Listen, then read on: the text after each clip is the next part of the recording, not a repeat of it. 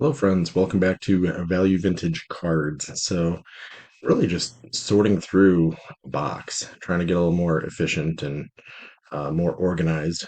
As you can probably see behind me, I I have a lot to go through. And I try to keep as organized and logical as I can with how I keep things stored. And I always think these are interesting. People do like card room tours, which is always fun, but usually within those card rooms, there's some kind of like sorting and boxes and how do you know where things are at?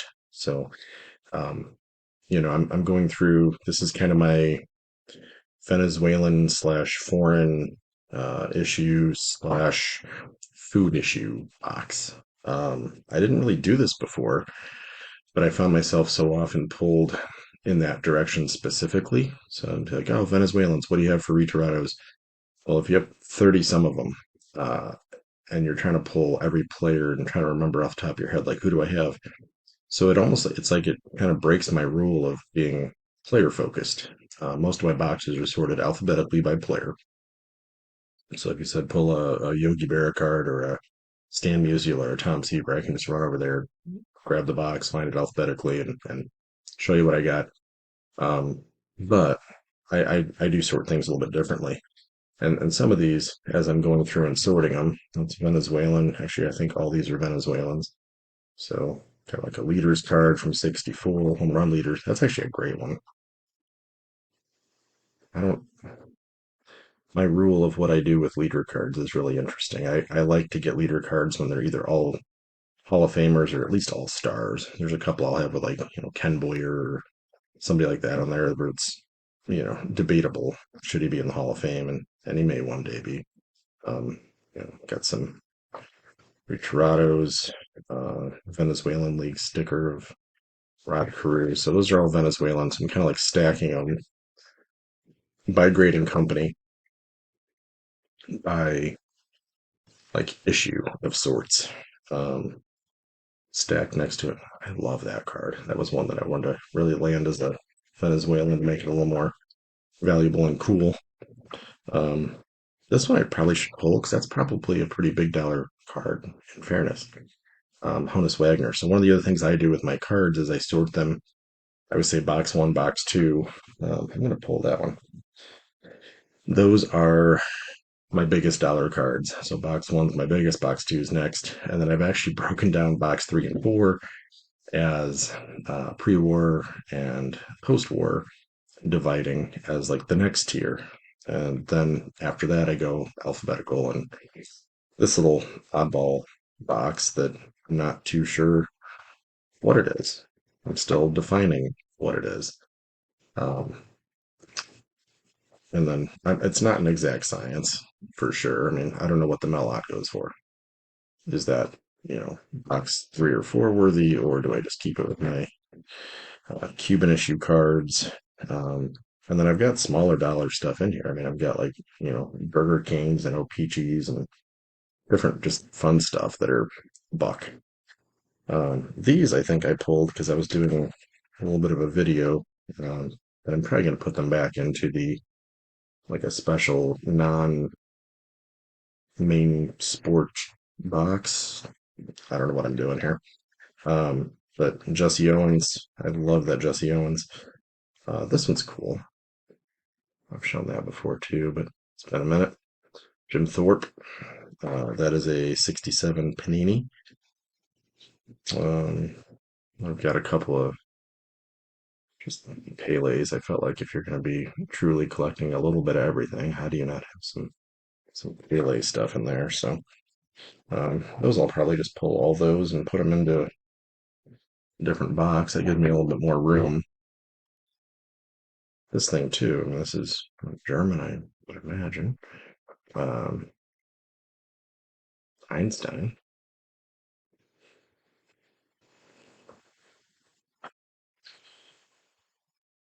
Hmm, that's some dollars.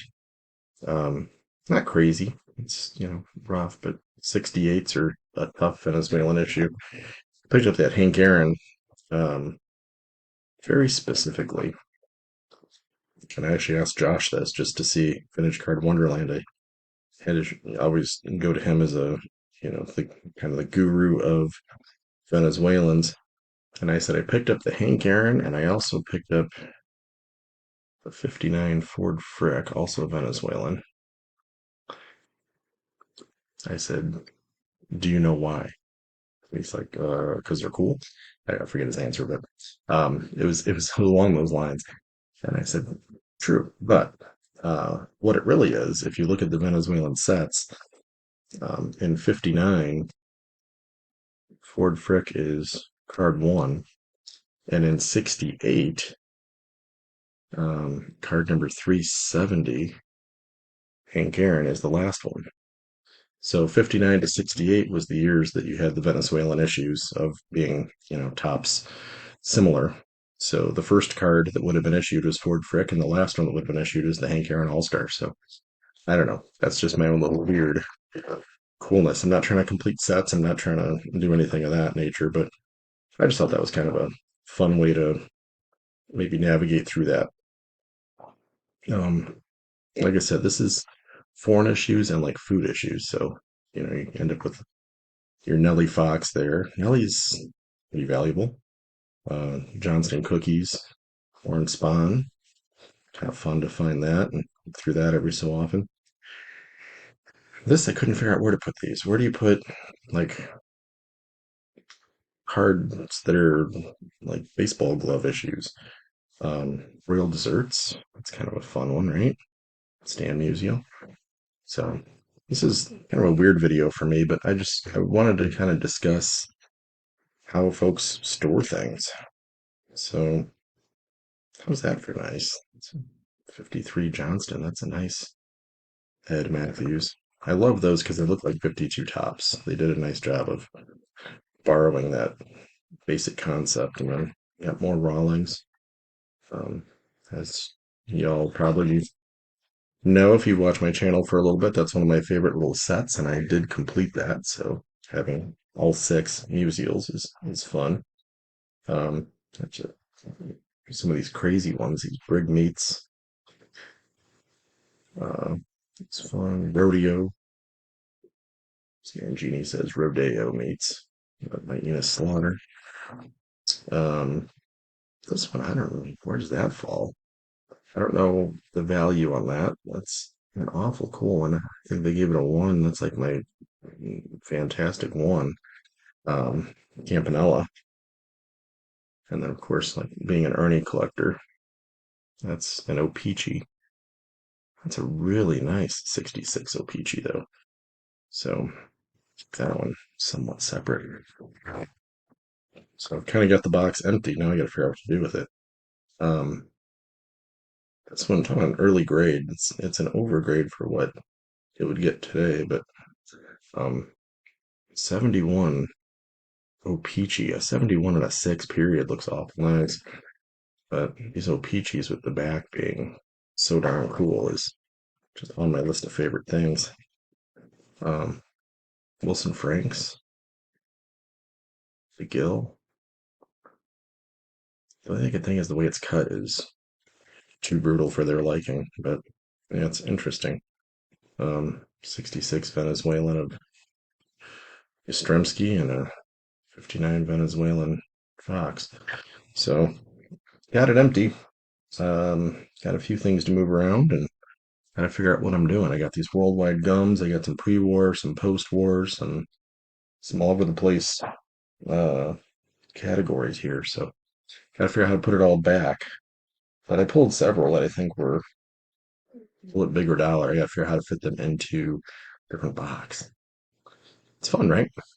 It's fun to figure out how to sort things and how to keep it organized. How do you all do this? Do you sort it by year, by set, by player? I find most people sort it by how they collect. If you're trying to complete sets, you sort it by years and sets. Um, some of us are player collectors. I sort it kind of alphabetically by player. But then I get into this little like sub category where it's just completely different.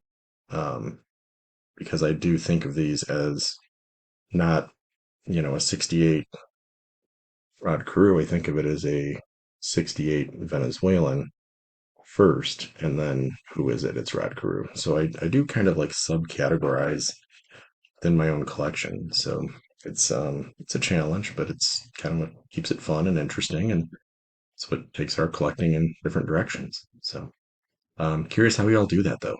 Give me some feedback.